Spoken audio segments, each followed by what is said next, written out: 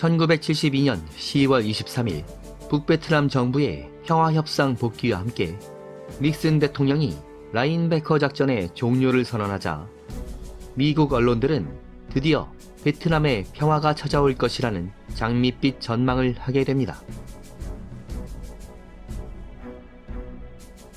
불과 6개월 전 13만 대군과 전차 수백 대를 동원해서 남베트남을 침공했던 북베트남의 대도박은 미국의 강력한 항공 전력에 노출되자 엄청난 피해를 입었으며 야심찬 침공 작전은 사실상 좌절된 상태였습니다.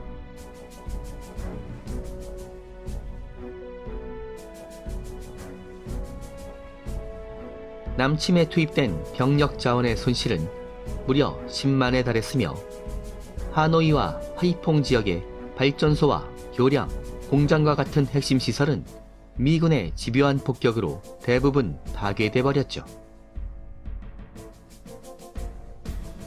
드디어 북베트남을 협상 테이블로 끌어낸 미국은 협상 과정에서 주도권을 쥐고자 했으며 북베트남을 지속적으로 압박해서 미국의 체면을 지킬 수 있는 선에서 협상을 마무리하고 전쟁을 끝내고자 했습니다.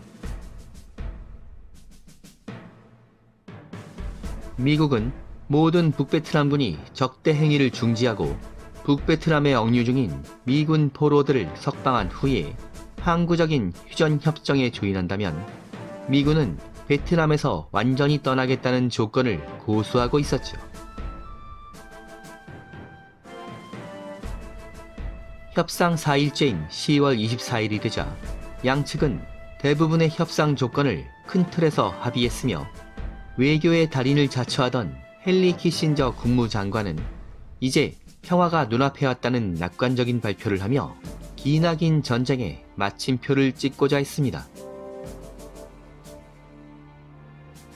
북베트남의 남침을 철저하게 응징할 것이라는 닉슨 대통령의 행보는 강력한 항공작전 라인베커의 성과로 나타났으며 미국민들의 지지를 받고 있었습니다. 결국 닉슨은 11월 7일의 대선에서 압도적 격차로 당선되며 재선에 성공했죠.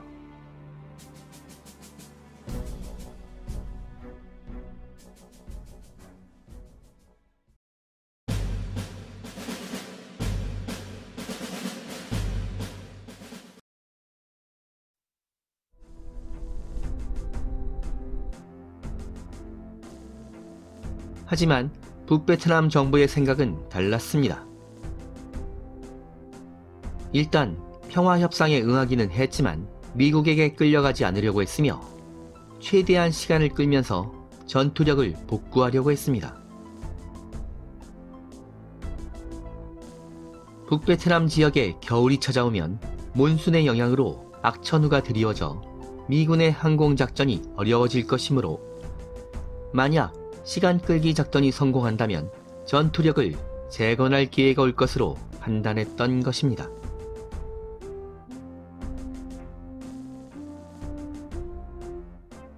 한편 남베트남 정부 역시 미국과 북베트남의 협상 과정을 불안하게 지켜보고 있었죠. 이 무렵까지 DMZ 남쪽에는 10만 이상의 북베트남군이 잔류하고 있었으며 이들은 엄청난 피해에도 불구하고 점령 지역을 고수하고 있었는데 남베트남 측은 협상 조건으로 모든 북베트남군이 DMZ 이북으로 철군해야 한다는 주장을 했지만 북베트남 측은 단호하게 거부합니다. 이러다 보니 협상의 세부 사항을 조율하는 과정에서 양측의 이견은 좁혀지지 않았으며 신속하게 추진될 것 같았던 파리 평화협상은 또다시 지지부진한 교착 상태에 빠집니다.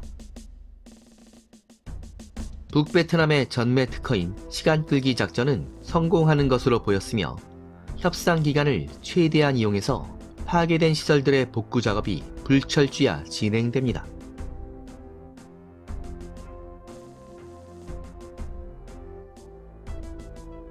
이 무렵 하노이 힐튼에는 600명이 넘는 미군 포로들이 억류되어 있었는데 이들 중 대부분은 롤링 썬더 기간에 격추된 조종사들과 항공 요원들이었습니다. 미국 의회가 가장 원하는 것이 포로들의 무사 귀환이라는 점을 잘 알고 있었던 북베트남 정부는 포로들을 이용해서 협상에 유리한 고지를 잡으려고 했으며 각국의 기자들을 초청해서 미군의 무차별 폭격으로 민간인들의 피해가 극심하다는 점을 널리 알리는 프로파간다에 집중하고 있었습니다. 이렇게 되자 50일 가까이 진행된 평화협상은 파국으로 치닫게 되었죠. 12월 13일 북베트남 대표단은 더 이상의 협상이 무의미하다고 선언했으며 회담장을 박차고 나가 본국으로 철수해버립니다.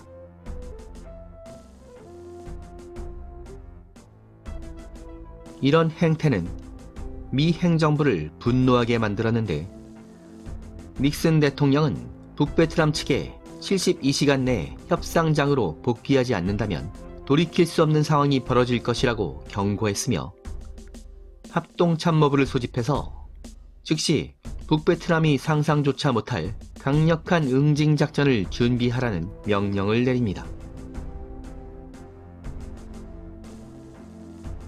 이로써 크리스마스 대폭격이라는 별명을 얻게 될 10하루간의 가공할 항공작전 라인베커2의 서막이 열린 것입니다.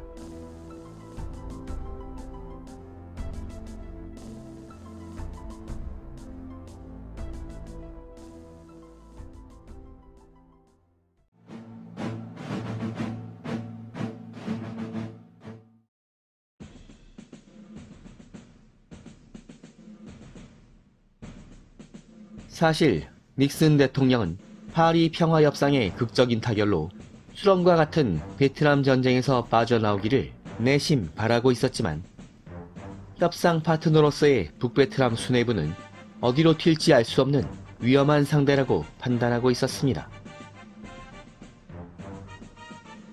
따라서 닉슨 행정부는 만에 하나 협상이 결렬된다면 더욱 강력하고 파멸적인 대공습작전을 결행해서 북베트남 정부를 완전히 굴복시키겠다는 플랜 B도 준비하고 있었는데 이 응징작전의 핵심 무기로 떠오른 것은 세계 최강의 전략 폭격기 B-50이었죠.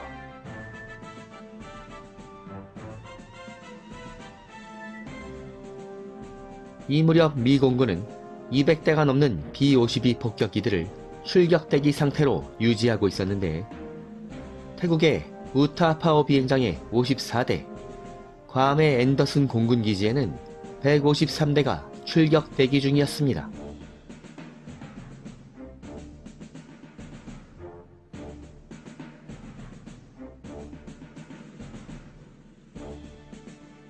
최후 통첩으로 제시한 72시간이 경과한 후에도 북베트남 측은 협상 테이블로 복귀하라는 미국의 요구에 아무런 응답을 하지 않았으며 분노한 닉슨 대통령은 합동참모부를 소집하고 즉시 대공습 작전을 시작하라는 명령을 내립니다.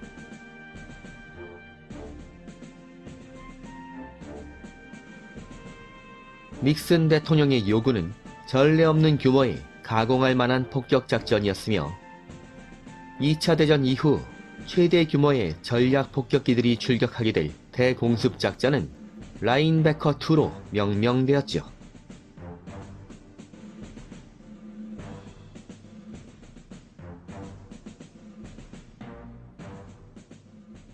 (1972년 12월 18일) 괌의 앤더슨 기지와 태국의 우타 파워 비행장의 활주로에는 B-52 폭격기들로 가득 차 있었으며 조종사들은 엔진 출력을 최대로 올리고 순차적으로 이륙하기 시작합니다.